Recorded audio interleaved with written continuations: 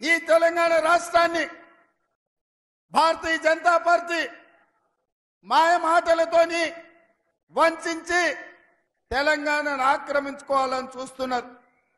మొన్న అయోధ్యలో జరిగిన రాముడు కళ్యాణం జరగకంటే ముందే 15 రోజుల ముందు అక్షింతలు ఊరూరు పంపించరు. నేను అడుగుతున్నా, తెలంగాణ వేద బ్రాహ్మణులను, ఇక్కడికి వచ్చిన పెద్దలను, ఎక్కడైనా కళ్యాణం ముగిసిన తర్వాత కళ్యాణంలో పంచిన అక్షింతల్ని మనం వధూవరుల మీద మనం చల్లుతాం.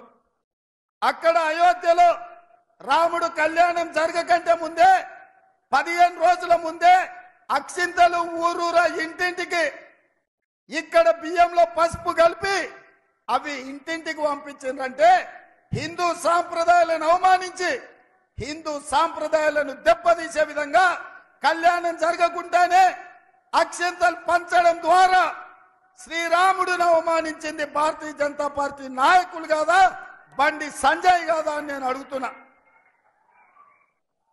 ఈ దేశంలో ఉండే హిందువులు, హిందూ ఆచారాన్ని పాటించే పెద్దలందరూ ఆలోచన చేయండి. రాజకీయాల కోసం రాముడిని కూడా వదలడం లేదు.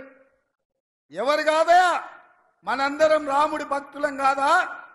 శ్రీరామనవమి చేయలేదా? హనుమాన్ జయంతి చేయలేదా? దసరా, దీపావళి, సంక్రాంతి, ఉగాది పండుగలు, వినాయక చవితులు చేయలేదా?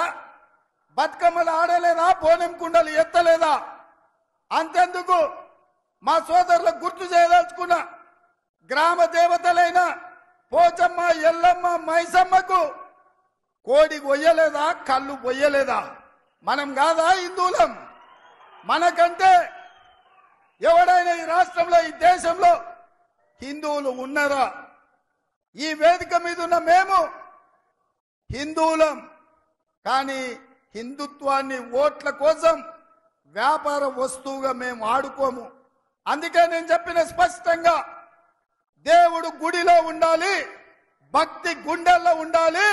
గుండు అరగుండు లాగా బజార్లో పోర్తి బస్ స్టాండ్లలో దేవుడి బొమ్మ పెట్టి చిల్లర పైసలు అడుక్కున్నట్టు దేవుడి బొమ్మను చూపించి రాముడు పేరు చెప్పి ఇవాళ ఓట్లు అడుక్కునే దిక్కుమాలిన పరిస్థితి ఇవాళ నిజామాబాద్, కరీంనగర్ జిల్లాలో బీజేపీ నాయకులు చేస్తున్నారు.